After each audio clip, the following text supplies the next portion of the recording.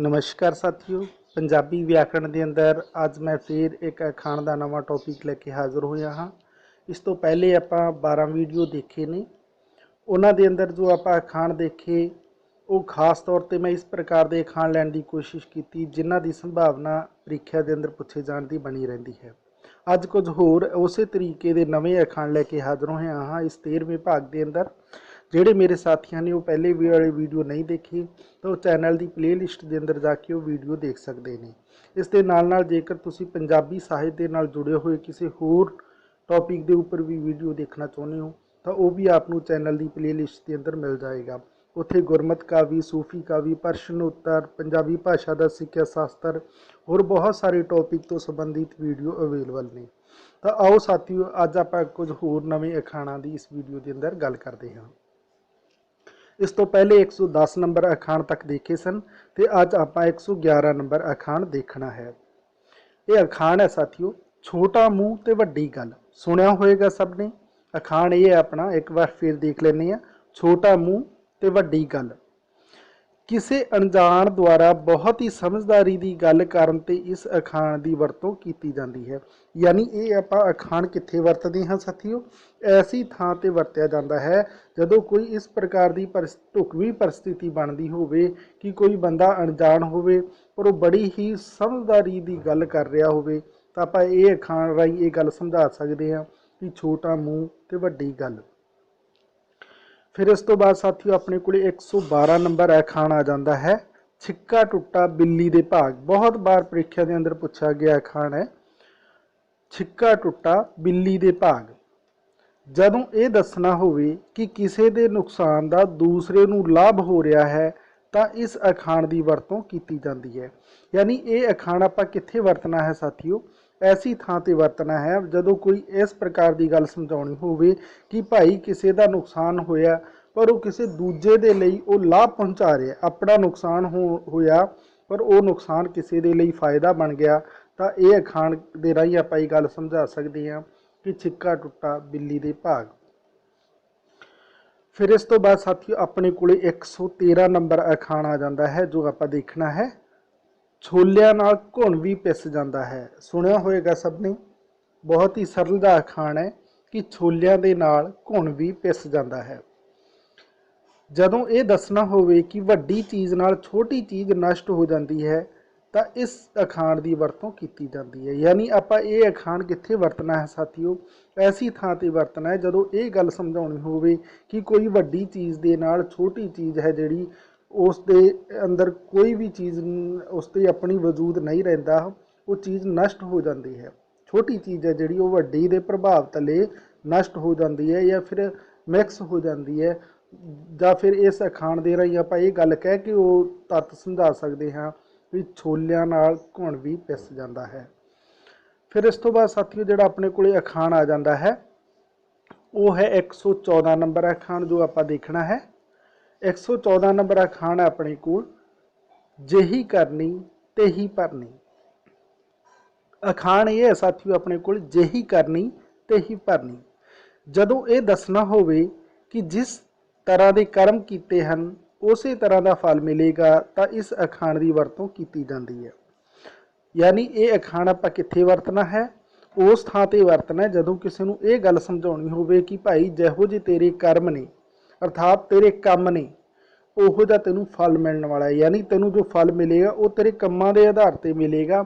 इहो जी ढुकवीं परिस्थिति के लिए आप ये अखाण समझा सकते हाँ कि जेही करनी तेही भरनी। फिर इस तो बाद साथियों अपने को जिहड़ा अखाण आ जाता है वह है 115 नंबर अखाण है, जांदे चोर दी लंगोटी ही सही। अखाण एक बार फिर देख लेने आप, जांदे चोर दी लंगोटी ही सही। जदों कोई नुकसान विचों थोड़ा जिहा बचाव हो जाए तो इस अखाण की वरतों की जाती है।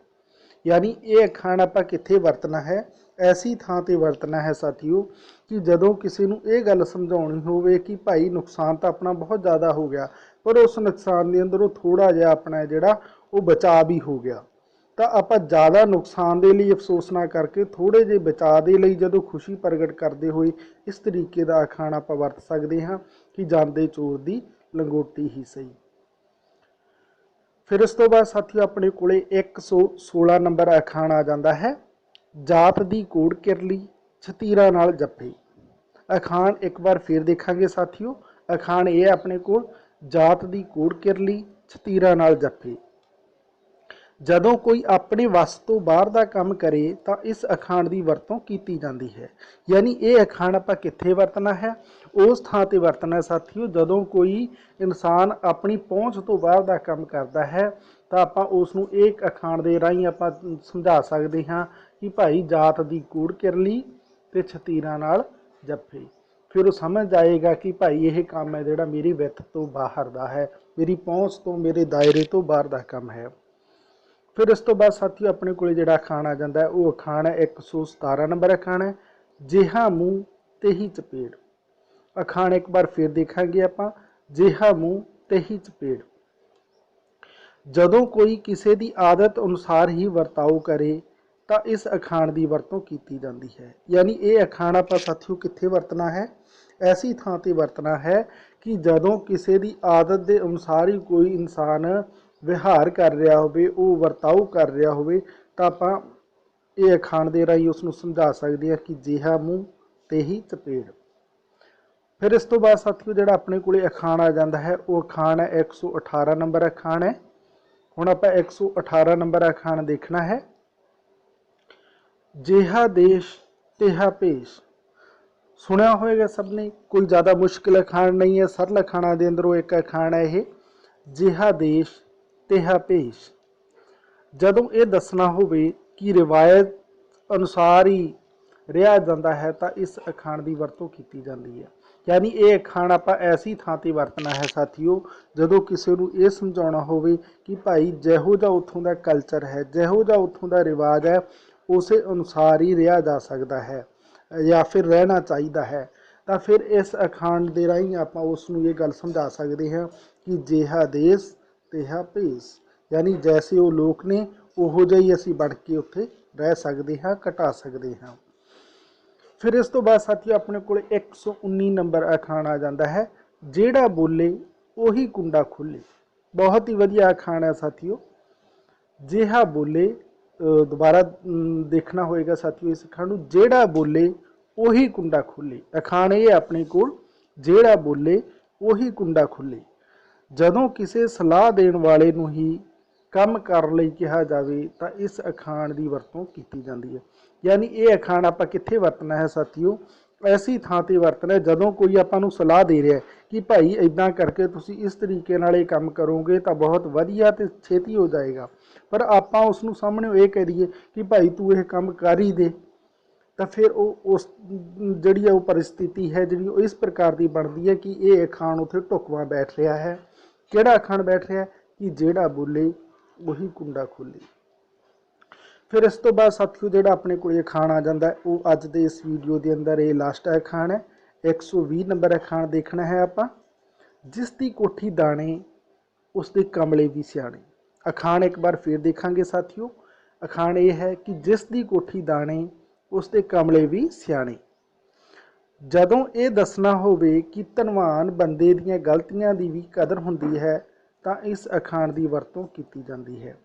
यानी आपां ये अखाण साथियों कित्थे वरतना है? ऐसी थां ते वरतना है जदों किसी इंसान नूं ये गल समझाउणी होवे कि भाई जिहड़ा पैसे वाला बंदा है उहदियां छोटियां मोटियां गलतियां दी कोई भी लोग उसके गिले शिकवे नहीं करते, सगों गलतियां की भी कदर पा दिंदे ने। तो आपां इहो जी हालत दे लई ये अखाण का हवाला दे सकते हाँ कि जिसकी कोठी दाणे उसके कमले भी सियाणे। तो ये सन साथियों कुछ अखाण जिन्हां दी आपां प्रैक्टिस की।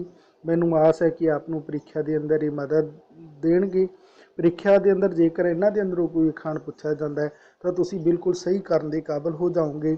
एक दो बार देखने नाल ही इन्हां नूं तुहाडे प्रीखिया के उपयोगी जिहड़ी हैल्प है वो हो जानी है।